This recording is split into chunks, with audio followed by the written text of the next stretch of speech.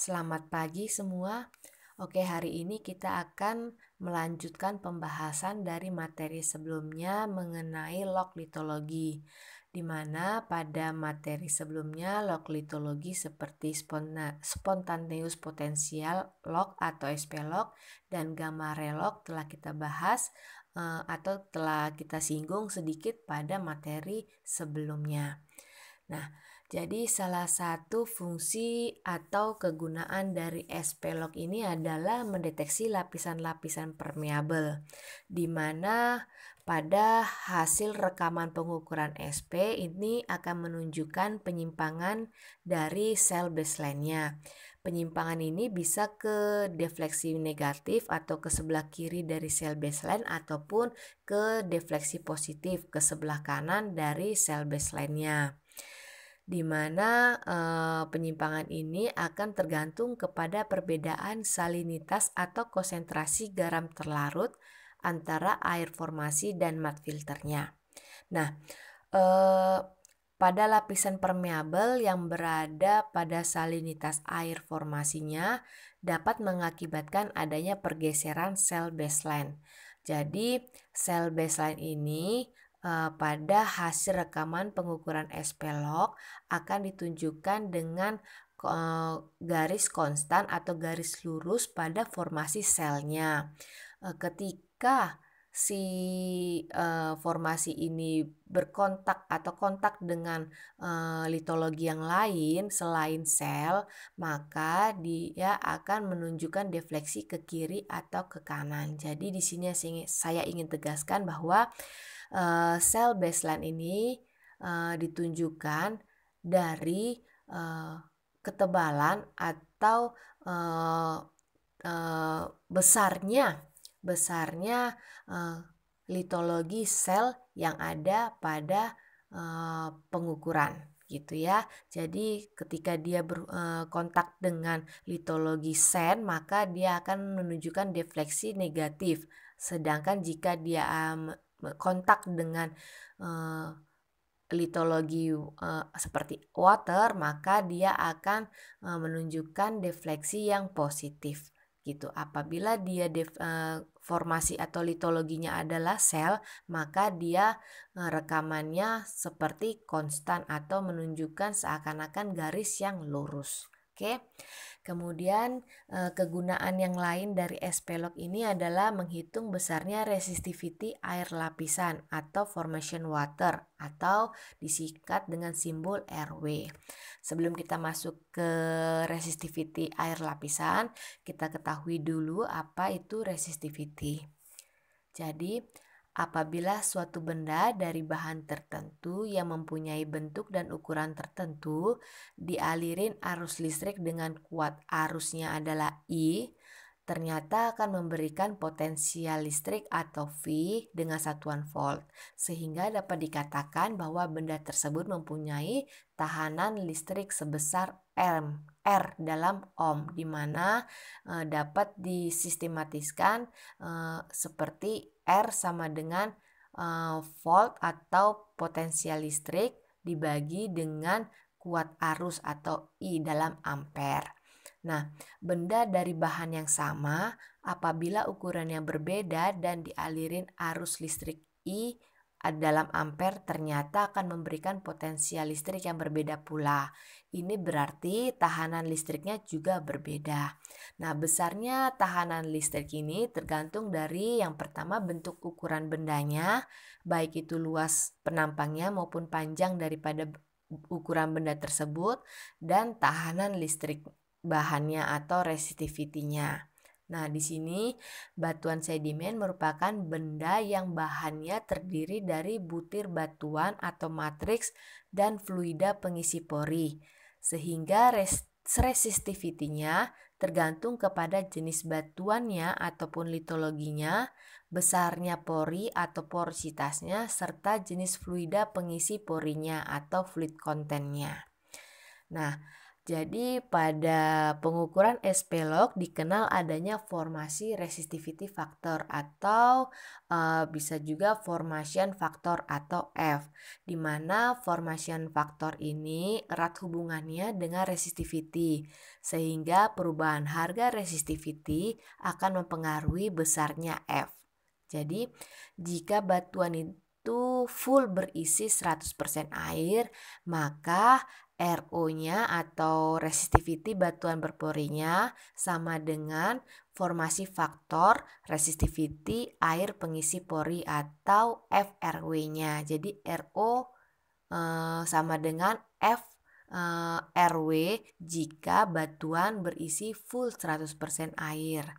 Nah, jika pada batuan berpori, fluida pengisi pori adalah hidrokarbon, maka resistivity batuan berporinya atau RT-nya tidak sama dengan resistivity air yang mengisi sebagian porinya atau faktor resistivity waternya, sehingga dapat dihubungkan antara resistivity water, resistivity batuan berpori, dan saturasi water dinyatakan dengan rumus dasar RC, yaitu seperti yang terlihat pada slide, di mana saturasi water itu dapat dicari dengan faktor dikali dengan formation factor dikali dengan resistivity water dibagi dengan resistivity batuan berporinya. Oke, jadi kalian sudah mengetahui rumus daripada spontaneous potensial, yaitu min K dikali log RMF atau resistivity mud filternya dibagi resistivity waternya. Jadi rumus ini jika dihubungkan dengan saturasi water yang tadi, maka bisa disederhanakan untuk SP log-nya sama dengan min K, atau K di sini adalah temperatur dikali dengan log RXO per RT. Dengan kata lain, SP itu sebanding dengan RXO dibanding dengan RT-nya. Oke, jadi bisa kalian catat untuk rumus ini untuk mengerjakan contoh soal yang ada pada slide terakhir. Kemudian kita akan masuk ke hubungan temperatur dengan kedalaman, di mana kita mengetahui bahwa semakin dalam lubang pemboran, maka temperaturnya akan semakin tinggi. Jadi ada temperatur di permukaan dengan ada temperatur di dalam lubang pemborannya. Jadi rumus yang biasa digunakan untuk menghitung temperatur ini ada pada persamaan yang keempat yang bisa kalian lihat pada slide, di mana untuk mencari temperatur formasi bisa didapatkan dari temperatur permukaan atau T0-nya ditambah dengan geothermal gradient, yaitu perubahan panas persatuan derajat Fahrenheit atau derajat Celcius per 100 feet-nya. Jadi akan terjadi penurunan atau akan terjadi kenaikan temperatur per 100 feet-nya dikali dengan kedalaman formasinya atau DF. Nah, rumus pada persamaan 4 ini dapat disusun kembali menjadi rumus pada persamaan yang kelima yang bisa kalian lihat pada slide, di mana untuk mencari temperatur formasi atau TF-nya bisa didapatkan juga dari kalian mengetahui temperatur pada total depth-nya dikurang dengan temperatur permukaan dikali dengan kedalaman formasinya atau DF dibagi dengan kedalaman pada total kedalamannya ditambah dengan temperatur permukaannya. Jadi seperti pada persamaan yang kelima ya. Jadi di sini sangat berpengaruhi, sangat erat kaitannya antara temperatur dengan kedalaman. Jadi logikanya yang dasar, semakin dalam lubang pemboran, maka akan terjadi kenaikan temperatur pada pemboran tersebut. Nah, ini harus diketahui temperatur di awal atau temperatur pada surface-nya dan temperatur pada formasi serta temperatur pada kedalaman pemboran. Oke. Terus bagaimana dengan harga resistivity air? Nah, menghitung resistivity air dalam formasi itu dapat dicari dengan 4 cara. Yang pertama dengan grafik Schlumberger 9, dan yang kedua dapat dicari dengan rumus jika diketahui temperaturnya. Tapi perlu diingat bahwa di sini adalah resistivity water dalam formasi, bukan resistivity water dalam SPLOG-nya ya. Nah, dengan cara yang kedua yaitu dengan rumusan, kita dapat mengetahui resistivity air dalam formasi dengan mengetahui temperatur yang ada pada pemboran tersebut, baik itu dari temperatur surface-nya maupun temperatur pada kedalaman pemboran. Ini bisa kalian lihat dengan persamaan yang ke-6 dan ke-7 ya. Nah, kemudian cara yang ketiga itu bisa dari SPLOG-nya yang rumusan Min-K dikali dengan log RMF per RW, ataupun cara yang keempat bisa didapat dengan secara kimia. Oke. Kemudian kita mau mencari perhitungan resistivity water dari SPLOG-nya. Di sini sudah kita singgung juga ya di awal dari materi log litologi ini, di mana ini berikut adalah langkah-langkah dari perhitungan untuk mendapatkan harga resistivity water dari SPLOG. Yang pertama itu adalah kalian menentukan cell baseline. Nah, cell baseline ini akan menunjukkan kurva yang seakan-akan lurus jika rekamannya mengena pada formasi sel. Nah, ketika dia mengena pada formasi selain sel, dia akan melakukan defleksi positif ataupun defleksi negatif. Contohnya jika defleksi negatif, dia mungkin bisa bersentuhan atau kontak dengan lapisan sand, ataupun ketika dia kontak dengan water maka dia terjadi defleksi positif. Nah, jadi cell baseline ini akan tertunjuk pada formasi atau litologi sel. Pertama, kalian tentukan cell baseline-nya, kemudian pilih lapisan-lapisan yang permeabel. Kemudian dari lapisan permeabel itu yang tebal mempunyai defleksi SP yang sama, itu yang kalian lihat. Kemudian langkah keempatnya, tentukan temperatur lapisan dengan menggunakan rumus temperatur yang tadi pada persamaan yang ke-6 atau persamaan yang ke-7, atau dengan data yang sudah didapat seperti surface temperaturnya, bottom hole temperaturnya, maupun total depth-nya atau total kedalamannya. Kemudian langkah kelima, setelah kalian menghitung temperatur lapisan, kalian menghitung resistivity mat filternya dan resistivity matnya pada temperatur lapisan. Kemudian setelah itu kalian baca besarnya amplitude di muka lapisan yang akan dihitung resistivity waternya. Kemudian kalian perlu mengkoreksi SP-nya dengan harga RI atau resistivity invalid yang dibaca pada shot normal atau SVL atau laterolog. Nah, di mana RI ini biasanya terdapat pada resistivity log-nya. Kemudian setelah itu kalian sudah dapat SP yang dikorelasi, maka kalian dapat menghitung resistivity mat ekuivalennya. Nah, dengan hasil yang telah kalian dapat dari korelasi SP dan perhitungan resistivity mat ekuivalen, maka kalian dapat menghitung harga resistivity waternya pada SPLOG. Oke, nah berikut adalah contoh soal pada resistivity water dari data SPLOG. Oke.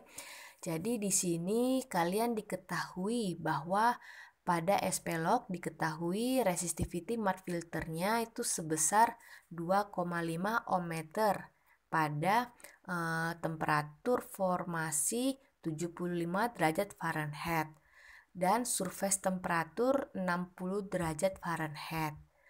Kemudian diketahui juga resistivity mat atau RM-nya sebesar 3 ohm meter dengan temperatur formasi 75 derajat Fahrenheit.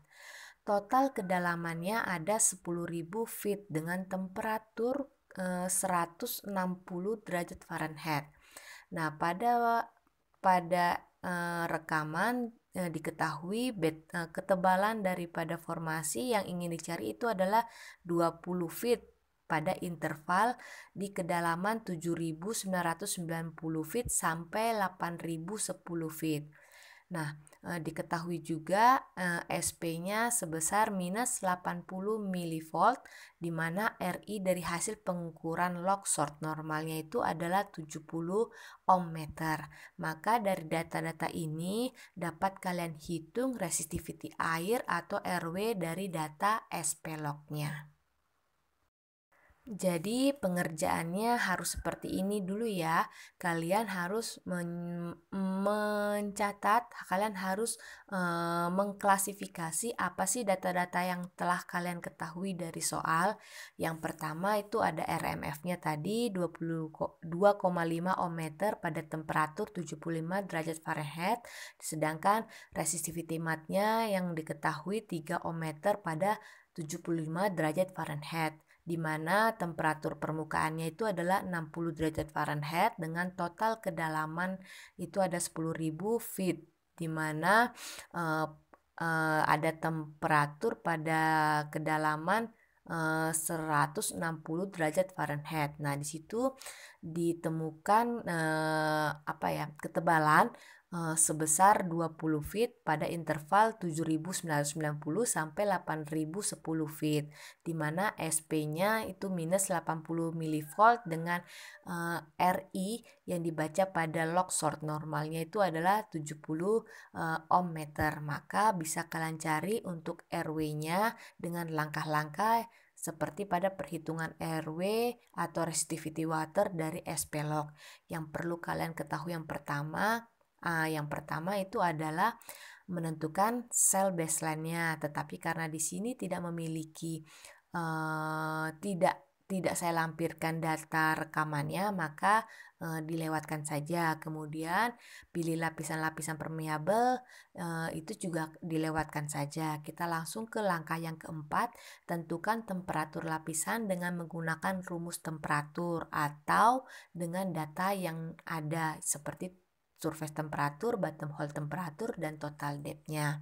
Maka yang pertama untuk menjawabnya adalah mencari temperatur formasi pada kedalaman 8.010 feet dengan menggunakan persamaan yang terdapat pada persamaan kelima, di mana mencari temperatur formasi didapatkan dari temperatur pada total depth dikurang temperatur surface dikali dengan kedalaman formasinya dibagi kedalaman pada total depth ditambah dengan temperatur permukaannya, atau bisa dicari sehingga didapatkan temperatur formasinya itu adalah 140 derajat Fahrenheit. Kemudian langkah keduanya langkah kelima ya dari awal itu adalah menghitung resistivity mat filternya dengan resistivity matnya pada temperatur formasi yang bisa kalian gunakan dengan menggunakan perumusan yang keenam dengan atau ketujuh. Di sini karena dia memakai Fahrenheit, maka dia menggunakan persamaan yang keenam sehingga didapatkan resistivity mat filter ekuivalennya sebesar 1,39 ohm meter atau 1,3 ohm meter dan resistivity mat ekuivalennya sebesar 1,67 ohm meter atau 1,6 ohm meter. Kemudian langkah selanjutnya adalah mengkorelasikan SP yang terkoreksi dengan harga RI yang dari hasil pengukuran log short normalnya. yaitu RI-nya didapat 70 ohm meter dengan resistivity mat ekuivalennya sebesar 1,6 ohm meter, sehingga bisa didapatkan korelasinya RI dibandingkan dengan resistivity mat ekuivalen. Jadi 70 ohm meter dibagi dengan 1,6 ohm meter didapatkanlah sebesar 43,75 ohm meter. Ini sebagai acuan untuk menentukan correction faktornya. Nah, sehingga didapatkan dari 43,75 ini didapatkan correction faktornya sebesar 1,07, sehingga didapatkanlah SP atau spontaneous potential yang sudah terkoreksi sebesar 70 dikali dengan 1,07, yaitu 74,9 milivolt.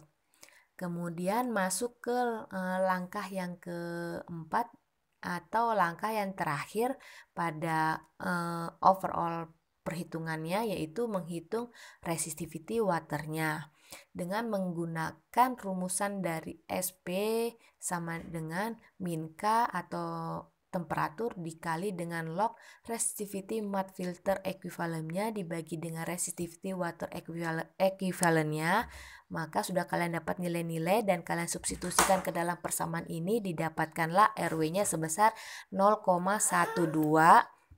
Jadi demikianlah caranya atau langkah-langkah untuk melakukan perhitungan atau menentukan harga resistivity water dari SP-log ya.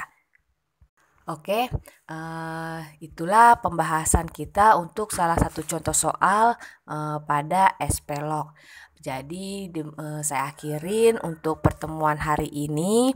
Jika ada pertanyaan silahkan untuk menghubungi saya langsung, dan selamat untuk mengerjakan tugas yang telah saya berikan. Oke, demikian saya akhirin. Terima kasih atas perhatiannya. Cukup sekian dan salam.